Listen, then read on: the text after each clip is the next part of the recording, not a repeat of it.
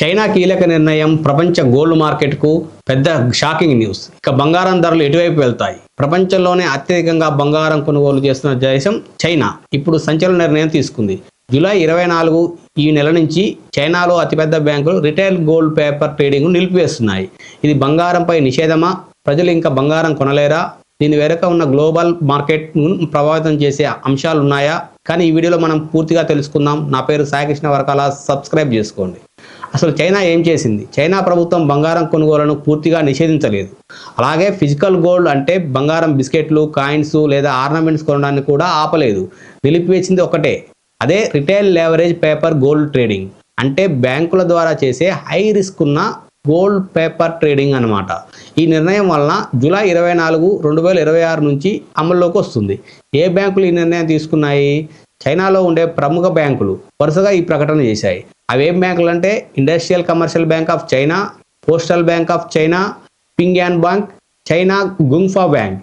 ఈ బ్యాంకులు ఇకపై సాధారణ వ్యక్తులకు షాంఘై గోల్డ్ ఎక్స్చేంజ్కి అనుసంధానమైన పేపర్ గోల్డ్ ట్రేడింగ్ సేవలు అందించవు. అసలు పేపర్ గోల్డ్ అంటే ఏంటి? చాలామందికి ఈ విషయం తెలియదు. ఫిజికల్ గోల్డ్ అంటే మీరు నిజంగా కొనుగోలు చేసిన బంగారం, దాన్ని ఇంట్లో లేదా లాకర్లో ఉంచుకోవచ్చు. కానీ పేపర్ గోల్డ్ అంటే మీరు నిజమైన బంగారం చేతిలో పొందలేరు.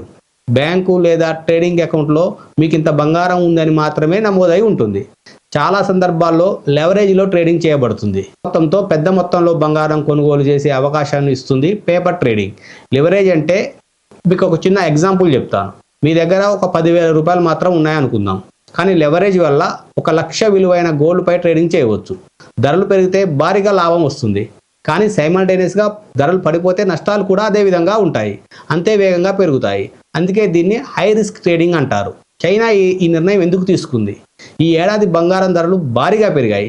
మీరే చూసి ఉంటారు. ఆల్మోస్ట్ మళ్ళీ 30% వరకు డౌన్ అయ్యాయి. రికార్డ్ స్థాయికి వెళ్ళిన తర్వాత కొద్ది కాలంలోనే చాలా డౌన్ అయ్యాయి. కానీ ఈ భారీ హెచ్చు తగ్గుదల వల్ల చిన్న పెట్టుబడిదారులకు ఎక్కువ రిస్క్ ఉంటుంది. బ్యాంకులు అందుకే దీనిని బ్యాన్ చేశాయి. రిటైల్ లెవరేజ్ ట్రేడింగ్ నిలిపివేయాలని నిర్ణయించాయి. మరో ముఖ్యమైన కారణం ఏంటంటే 2020లో కూడా చైనా క్రూడ్ ఆయిల్ ట్రెజర్ అనే సంఘటన జరిగింది. మీ అందరికీ తెలిసే ఉంటుంది. ఆ సమయంలో అంతర్జాతీయ మార్కెట్లో చమురు ఫ్యూచర్స్ ధరలు నెగిటివ్లోకి వెళ్ళాయి. దీంతో చాలా వేలాది మంది చిన్న పెట్టుబడిదారులు భారీ నష్టాలు చవిచూశారు. ఆ సంఘటన తర్వాత చైనా ప్రభుత్వం రిస్క్ ఇన్వెస్ట్మెంట్ ప్రొడక్ట్స్పై మరింత కఠినమైన నిబంధనలు తీసుకొని వచ్చింది. మన దగ్గర ప్రజలు ఏం చేయాలి? జూలై 24 లోపు పేపర్ గోల్డ్ ట్రేడింగ్ చేస్తున్న వ్యక్తులు తమ పొజిషన్లను మూసివేయాలి, లేదా తమ హోల్డింగ్స్ని విక్రయించాలి, లేదా అవకాశం ఉన్న చోట నిజమైన బంగారంగా డెలివరీ తీసుకోవాలి. తర్వాత కొత్త లెవరేజ్ ట్రేడింగ్ అకౌంట్లు తెరవడం సాధ్యం కాదు. ఏవి కొనసాగుతాయి? ఇది చాలా ముఖ్యమైన విషయం. ఈ నిర్ణయం వల్ల ఫిజికల్ గోల్డ్ కొనుగోలు కొనసాగుతాయి. బంగారం బిస్కెట్స్, నాణ్యాలు కూడా కొనవచ్చు. గోల్డ్ సేవింగ్స్ లేదా నాన్ లెవరేజ్ అక్యుములేషన్ ప్లాన్లు కూడా కొనసాగుతాయి. గోల్డ్ ఈటీఎఫ్లపై కూడా ఈ నిర్ణయం ఎటువంటి ప్రభావం చూపించదు. సంస్థాగత ట్రేడింగ్ అంటే కూడా యథావిధంగా కొనసాగుతుంది. అంటే ఇది బంగారంపై పూర్తి నిషేధం కాదు, కేవలం హై రిస్క్ ఉన్న రిటైల్ లెవరేజ్ పేపర్ ట్రేడింగ్ మాత్రమే కంట్రోల్ చేస్తున్నారు. దీనివల్ల బంగారం ధరలపై ప్రభావం ఉంటుందా? ఇదే ఇప్పుడు అందరికీ చాలామంది తెలుసుకోవాల్సిన ప్రశ్న.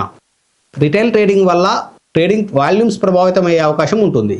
బంగారం ధరలను ప్రభావం చేసే ప్రధాన అంశాలు సెంట్రల్ బ్యాంక్ కొనుగోళ్లు. భారీగా ఉన్న సెంట్రల్ బ్యాంకులు భారీగా కొంటుంటే మనకు రేట్లు పెరుగుతూ ఉంటాయి. వడ్డీ రేట్లు పెరుగుతుంటే బంగారం ధరలు తగ్గుతూ ఉంటాయి. అమెరికా డాలర్ బలపడుతూ ఉంటే బంగారం రేట్లు తగ్గుతూ ఉంటాయి. ద్రవ్యోల్బణం ఇంకా గ్లోబల్ ఇష్యూస్ కాబట్టి ఏ ఒక్క నిర్ణయం వల్లనో ధరలు భారీగా పెరుగుతాయని పడిపోతాయని చెప్పడం సరైనది కాదు. ఇలాంటి డైలీ అప్డేట్స్ కావాలి, ప్రైస్ అనాలిసిస్ కావాలి, ఎప్పుడు తగ్గిద్ది ఎప్పుడు పెరిగిద్దో తెలియాలంటే నా ఛానల్ కంపల్సరీ సబ్స్క్రైబ్ చేసుకోండి.